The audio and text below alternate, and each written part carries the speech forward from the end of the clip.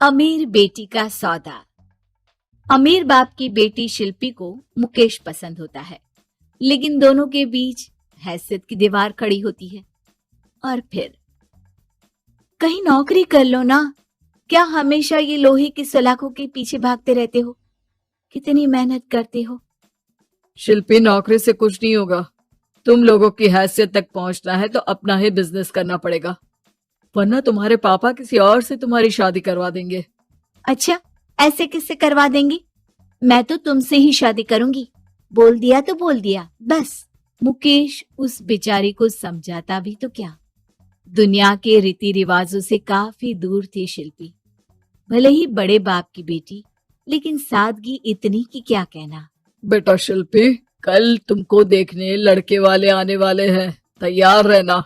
मैंने तुम्हारी माँ को समझा दिया है। घर के सारे नौकर चाकर को वो समझा देगी कि स्वागत कैसे करना है। कैसी बात कर रहे हैं पापा? मैं तो मुकेश से प्यार करती हूँ, उसी से शादी करूंगी। मैंने आपको बताया था ना। मुकेश किसका बेटा है? वो स्टील किंग सिंघानिया का, या वो जो बड़े ज्वेलरी वाले हैं मेहता, उनका? नहीं नहीं पापा, अ, वो अपना ही काम करता है, लेकिन एस्टेब्लिश नहीं है अभी।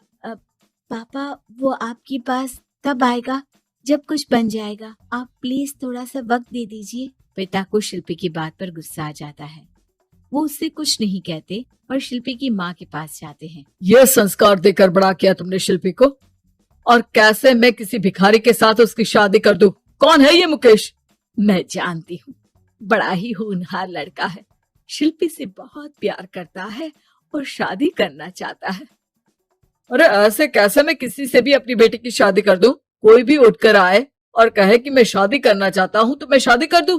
कान खोल कर सुन लो, कल उसे अच्छे से तैयार कर देना, क्योंकि जो लड़का मैंने देखा है शिल्पी के लिए, वो करोड़पति घर का बेटा है, समझी? लाख मना करने पर भी शिल्पी को उस लड़के से मिलवाया जाता है जो उसके पिता ने उसके लिए देखा था। देखिए, मैं किसी और से प्यार करती हूँ और उसी से शादी करूंगी।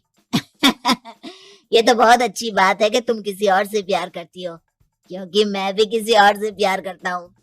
लेकिन शादी तो हम दोनों को ही करनी होगी, जानती हो ना, ये बिजनेस और ये सारा कुछ।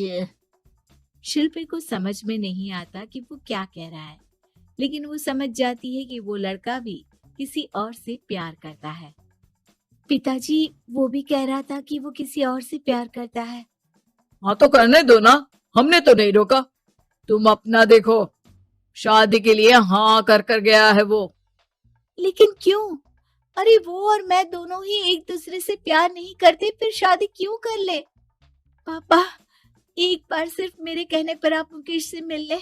पिता शिल्पी के कहने पर फॉर्मेलिटी के लिए ही सही, लेकिन मुकेश को घर बुला लेते हैं। देखो, ज्यादा वक्त नहीं दे पाऊंगा।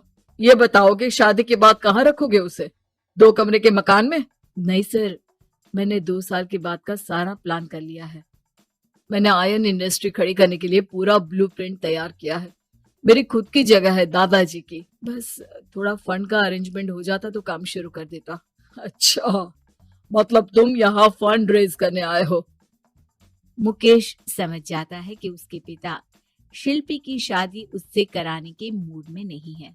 फंड आप कभी दे भी नहीं पाएंगे मुझे तो सिर्फ शिल्पी चाहिए। मैं उसके बिना नहीं रह सकता सर। मैं उसे बहुत खुश रखूंगा। वो तो हर पति का धर्म होता है। वो तो मैं किसी से भी उसकी शादी करा दूं, वो उसे खुशी रखेगा। लेकिन देखो, मैं ज्यादा बात को घुमाना नहीं चाहता। वो बड़े घर की लड़की है, उसे काम काज की आदत नहीं। अभी वो समझ नहीं रही, लेकिन तुम तो समझो। मैं किसी भी हालत में शिल्पी की शादी तुमसे नहीं करवा सकता। मुकेश पिता से लाख मन्नतें करता है, लेकिन वो नहीं मानते। शिल्पी की शादी उस अमीर लड़के से हो जाती है। शादी के बाद क्या हम लोग मेरी माँ के घर चले? मुझे उन लोगों की बहुत याद आ रही है। हाँ हाँ, जाओ जाओ। वैसे भी आज मैं अपनी गर्लफ्रेंड के साथ मसूरी जा रहा हूँ, तुम जा सकती हो। कैसी बात कर रहे हैं? अब हम लोगों की शादी हो गई है, आप कैसे किसी और लड़की के साथ जा सकते हैं? अरे मैंने तो तुम्हें शादी के पहले ही बता दिया था कि मेरी कुछ गर्लफ्रेंड्स है। अब प्लीज ये टिपिकल बीवी वाला रोना धोना शुरू मत कर देना। शिल्पी पिता के घर जाती है और माता पिता को सारी बात बता देती है। इतना गंदा इंसान निकलेगा मैंने तो सोचा ही नहीं था। अरे क्यों कराई मेरी फूल जैसी बेटी की शादी ऐसे घर में। और तो क्या हो गया, शुरू शुरू में हर घर में ऐसा होता है, धीरे धीरे ठीक हो जाएगा। और वैसे भी उन लोगों के साथ हम लोगों की एक बड़ी डील फाइनल हुई है, समझी। उन लोगों से रिश्ता बनाकर रखो, तभी पैसों की बारिश होगी। पापा, अब समझ में आया कि आपने मेरे साथ ऐसा क्यों किया। मुकेश आपके सामने गिड़गिड़ा कर गया कि वो मुझे बहुत खुश रखेगा, लेकिन आपने मेरी शादी एक ऐसे लड़के से करा दी जो किसी और लड़की से प्यार करता है और शादी सिर्फ समझौते के लिए कर रहा है। पापा, मैं जा रही हूँ, लेकिन इस घर में कभी पैर भी नहीं रखूंगी। आपने मुझे सामान की तरह इस्तेमाल किया। माँ शिल्पी को बहुत रोकती है, लेकिन वो एक नहीं सुनती। कुछ समय बाद, शिल्पी, मुझे नहीं लग रहा कि अब हम दोनों के बीच ये शादी और रह पाएगी। मैं किसी और से शादी करना चाहता हूँ। वैसे तुम परेशान मत हो ना, तुम्हारे पापा के साथ हम लोगों की डील जो चल रही है ना, वो नहीं रुकेगी, क्योंकि तुम बहुत अच्छी लड़की हो। ठीक है, मैं जा रही हूँ, तलाक के पेपर में साइन करके। लेकिन एक शर्त है, मैं कहाँ गई ये बात मेरे पिता तक नहीं पहुँचनी चाहिए। शिल्पी घर छोड़कर चली जाती है। वो एक नौकरी करती है और अपना जीवन खुद संभालती है। लेकिन एक दिन, शिल्पी जी, आपसे मालिक मिलना चाहते हैं। मुझसे क्यों? शिल्पी मालिक के कमरे में जाती है, जहाँ सामने मुकेश होता है। अरे आपको देखकर बहुत खुशी हुई, बहुत बड़े आदमी बन गए। थैंक्स, पर तुम्हें नौकरी करने की क्या जरूरत पड़ गई? मैंने तो सोचा भी नहीं था कि तुम मेरी शिल्पी होगी। तभी वहां शिल्पी के पिता आ जाते हैं। शिल्पी, तुम्हारे बारे में माँ से पता चला। घर चलो बेटा, मुझे माफ कर दो। मुकेश, मैं यहाँ अपनी कंपनी के काम के लिए आया हूँ।